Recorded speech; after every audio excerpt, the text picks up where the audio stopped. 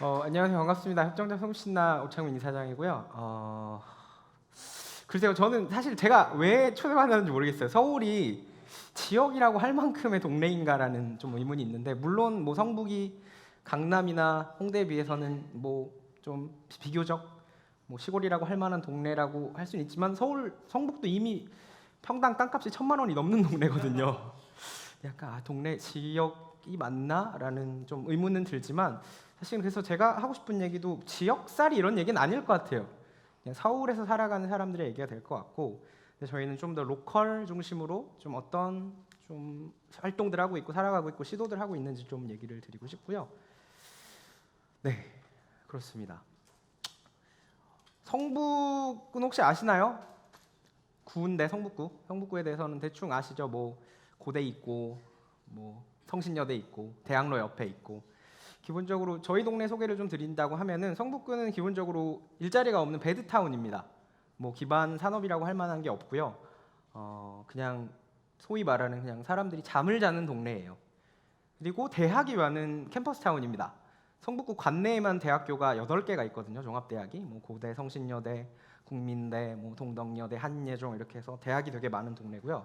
그래서 인구 비율상으로도 20, 30대들이 되게 많이 거주하는 동네예요. 거의 한 30%가 넘는 3분의 1 이상이 20, 30대가 거주하고 있는 동네고요. 성북 같은 경우엔 또 재개발의 광풍이 한번 휩쓸고 지나간 동네입니다. 굉장히 이미 재개발이 될 만한 데들은 다 돼 있고, 여전히 그 소위 말하는 이제 그런 밀어버리는 식의 재개발을 여전히 하고 있는 동네예요.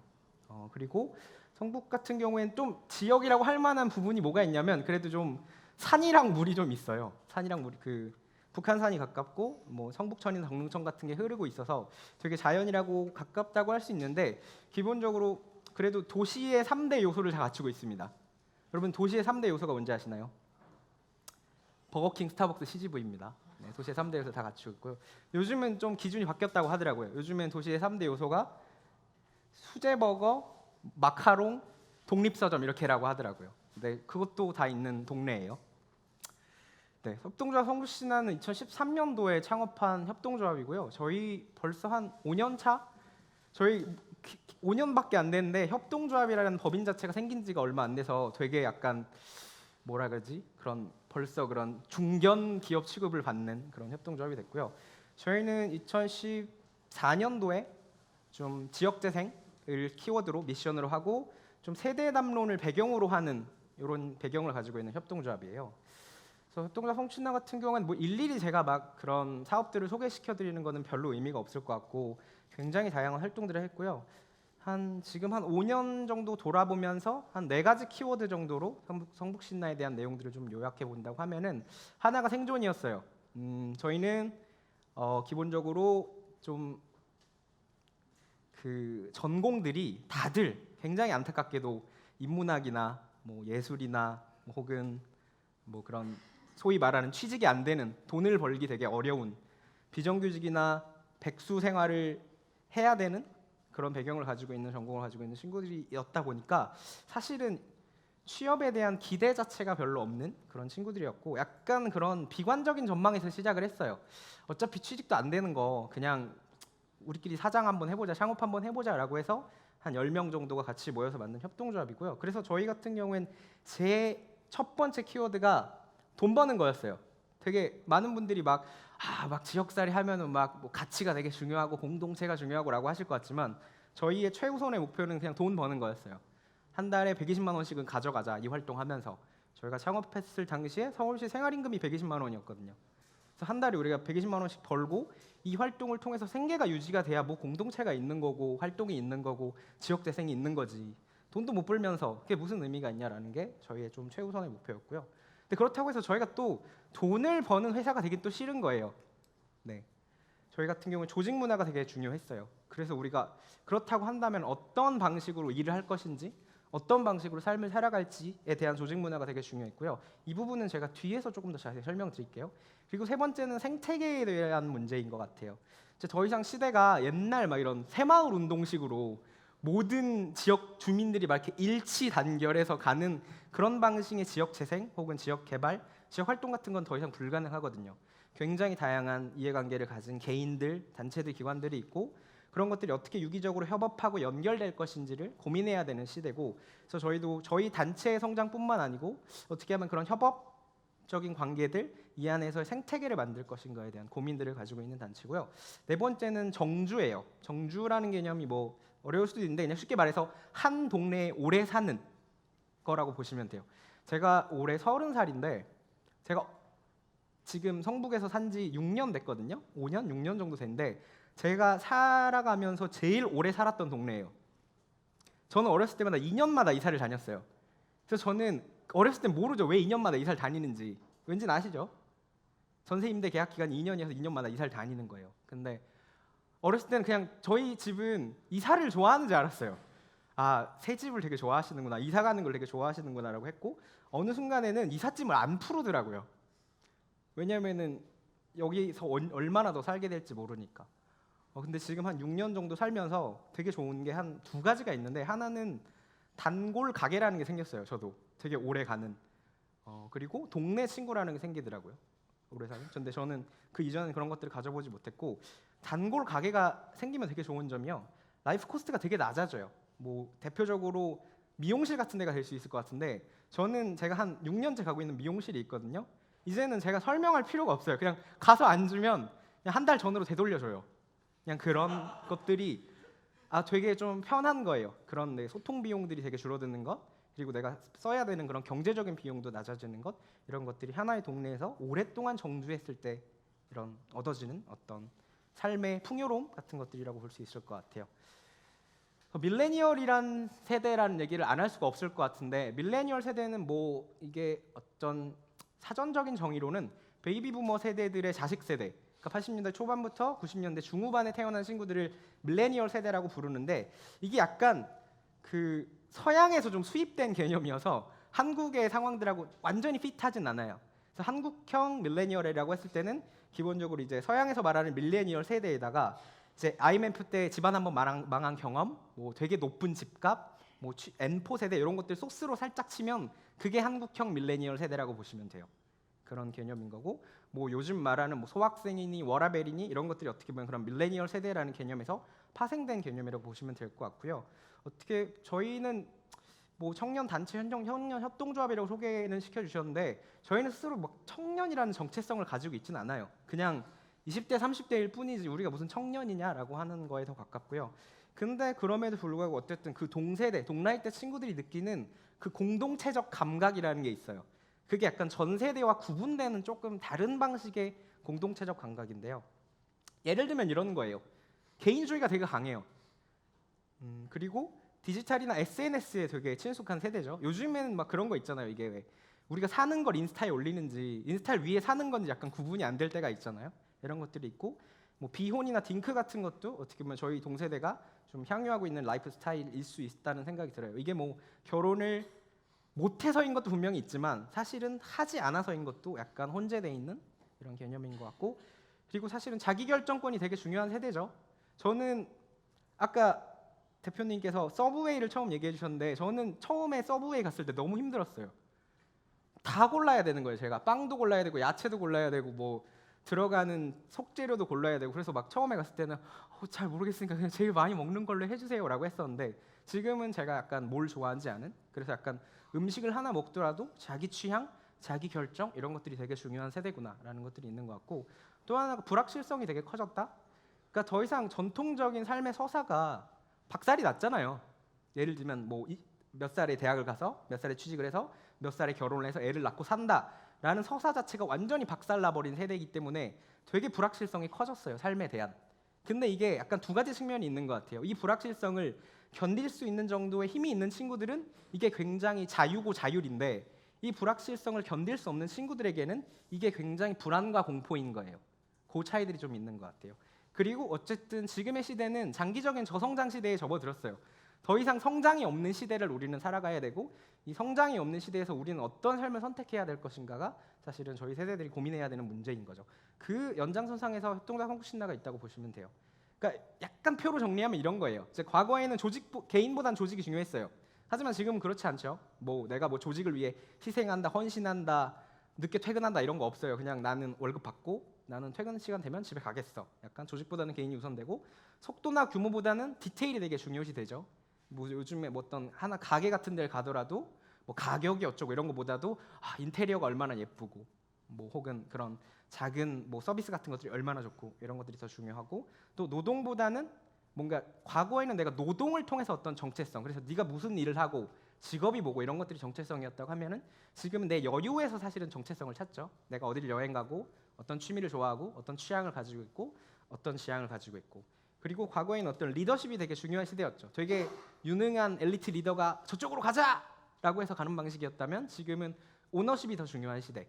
그러니까 내가 결정해야 되고 나보다 잘난 누군가가 나의 삶을 나의 결정을 함부로 대리할 수 없는 약간 이런 느낌이라고 보시면 될 것 같아요. 그래서 사실 성북신라가 지향하는 것들은 좀 그런 거였어요. 그러니까 이런 배경들, 이런 맥락들 안에서 우리는 어떤 삶을 선택할 것인가라고 했을 때 그냥 그게 싫은 거예요. 그 대한민국이라는 사회가 가지고 있는 그 촘촘한 위계 질서, 한 살 차이만 나도 뭐 엄청 후려치고 막 외모가 어쩌고 뭐 성별이 어쩌고 뭐 결혼은 언제 하냐 뭐 아기는 언제 낳냐 이런 것들이 너무 싫고 저희는 조금 사실은 창업의 개념이라기보다는 조금 다른 삶의 방식을 선택하고 싶은 사람들이 모여있는 공동체에 더 가깝다라고 보시면 될 것 같아요. 그래서 어떤 언어와 어떤 조직 문화를 선택할 것인지에 대한 문제 그 중에 하나가 평등과 안전에 대한 문제일 것 같아요. 그러니까 저희 멤버 안에서는 나이 차이가 있어요. 예를 들면 지금 성북신라에서 제일 나이가 많은 친구가 한 8, 5년생 정도 되고요. 제일 어린 친구가 96년생이에요. 근데 이 안에서 나이라는 기존의 위계질서 안에서 본다고 하면은 사실은 동등한 의사결정이 안 되는 거예요. 나이 많은 사람이 짬으로 밀어붙이면 어린 친구들은 그냥 그대로 따라야 되고 그게 싫다라는 거죠. 그래서 되게 저는 그래서 한 몇 년째 일하고 있는데 저희 동료들의 나이를 몰라요. 실제로 물어보지도 않아요. 가끔 뭐 야 너 몇 살이더라? 아 나보다 3살 많았지? 약간 이런 느낌이에요. 그리고 저희 같은 경우엔 조직 안에서 뭐 별거 아닐 수도 있는데 외모에 대한 얘기를 안 해요. 무슨 옷을 입는지, 화장을 했는지 안 했는지 이런 것도 별로 중요하게 생각하지 않거든요. 아니 아예 언급을 안 해요. 근데 이런 것들이 왜 중요하다라고 했을 때 저희는 어쨌든 돈을 버는 영리 기업이에요. 협동조합이라고 했을 때 활동을 하는. 근데 이런 것들이 사실은 되게 뭐랄까요? 이게 하나의 문화이기도 하지만 그 자체가 되게 창의성이고 생산성이라는 생각을 하거든요.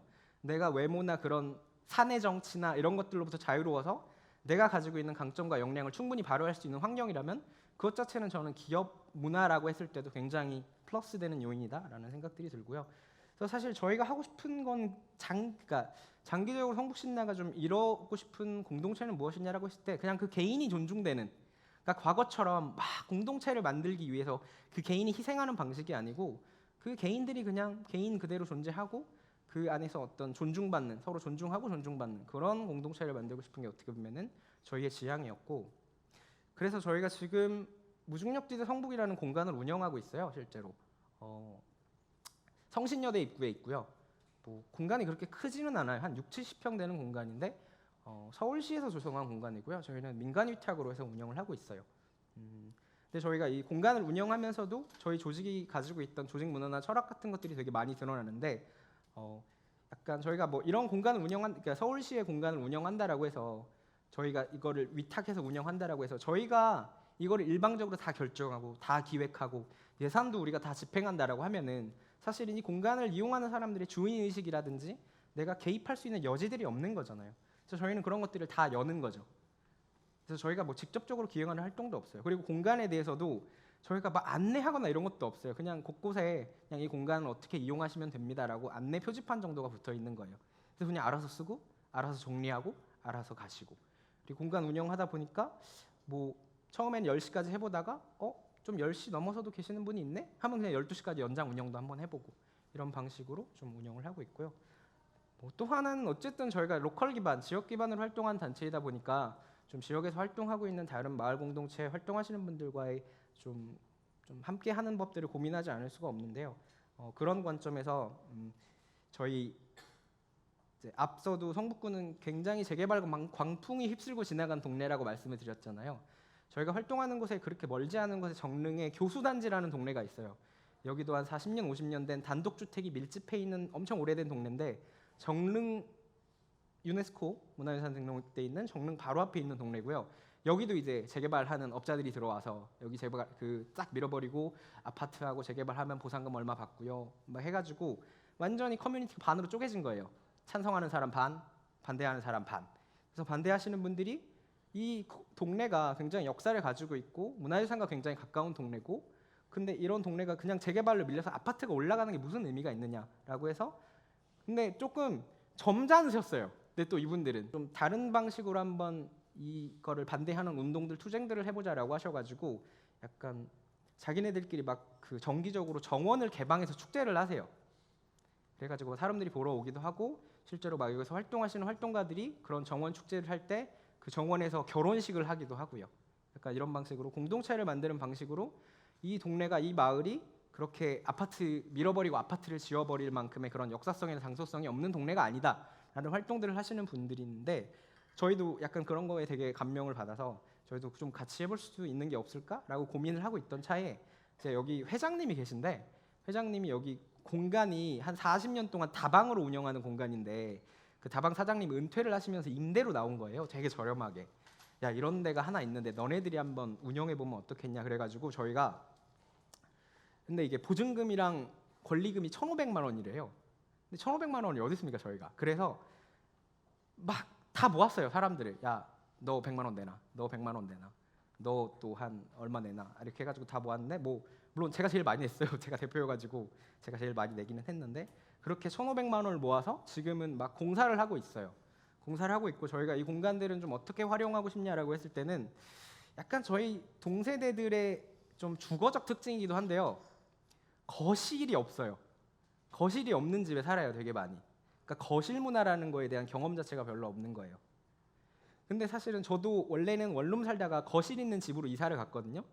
근데 그 둘의 삶의 질의 차이는 엄청 커요. 예를 들면 내가 그냥 내가 침대에서 일어나서 화장실을 가는 것과 침대에서 일어나서 거실을 지나서 화장실을 가는 거는 굉장히 큰 삶의 질의 차이거든요. 근데 그렇다고 해서 저희는 이 공간을 한번 좀 그런 거실을 잃어버린 우리 세대가 공유할 수 있는, 향유할 수 있는 그런 좀 공용 거실로 한번 만들어 보자라는 생각을 해서 지금 저희가 막 일일이 다 지금 철거하고 페인트 칠하고 막 목공해가지고 지금 공간들을 짓고 있고, 아마 한 10월 달 정도면 공간이 오픈하게 될 것 같습니다. 네. 그래서 사실은 성북신라가 지역 안에서, 성북이라는 동네 안에서 해보고 싶은 것들은 그런 거예요. 그러니까 더 이상 저희 세대는 집을 사는 게 되게 불가능해졌어요. 그렇죠? 집 살 수 있으신가요? 저는 못 살 거라고 생각하는데, 적어도 서울에서는 뭐 제가 지금 해봐야 뭐 월급 200-300 정도 받는데 이거 가지고 집을 산다라고 했을 때는 하나도 안 쓰고 20년을 모아야 집을 살 수가 있대요. 그러니까 더 이상 과거처럼 내가 집을 사는 방식으로 내가 여기에 머무르고 공동체를 만들고 하는 방식들이 불가능해진 거죠. 근데 그렇다고 했을 때 우리 세대는 그럼 과연 어떤 방식으로 같이 살아가야 되냐라고 했을 때는 저는 결국은 일터에서의 공동체를 만들어야 된다는 생각들을 하는 거예요. 그리고 퇴근해서는 그냥 각자 알아서 지내고, 이것도 어떻게 보면 저희 조직 문화의 특징인데 저희는 7시 이후엔 연락 안 해요. 되게 많은 분들이 뭐 공동체가 뭐 그래 라고 하는데 저희는 7시까지만 친한 공동체거든요. 약간 이런 방식으로 공동체를 고민하고 있고, 그래서 커먼즈라는 것들은 공유 자산이라는 개념이에요. 그러니까 사유재가 있고 공공이 소유하고 있는 공공재라는 게 있을 때 그 중간 어디쯤에서 이런 개인들이 함께 쓰고 있는 그런 뭐 공유 자산, 그게 공간이 될 수도 있고, 혹은 뭐 자동차 같은 뭐 어떤 물건이 될 수도 있고, 혹은 금융 같은 돈이 될 수도 있고, 결국은 그런 것들을 엮여져서 함께 사는 감각들, 그런 커먼드 센스, 전유의 감각들을 만들어가는 것들이 사실은 어떻게 보면 도시를 살아가고 있는 우리 밀레니얼 세대가 선택할 수 있는, 혹은 선택해야 되는 삶의 방식이 아닐까를 사실은 고민을 하고 있다는 얘기를 드리면서 제 얘기를 마치도록 하겠습니다. 감사합니다.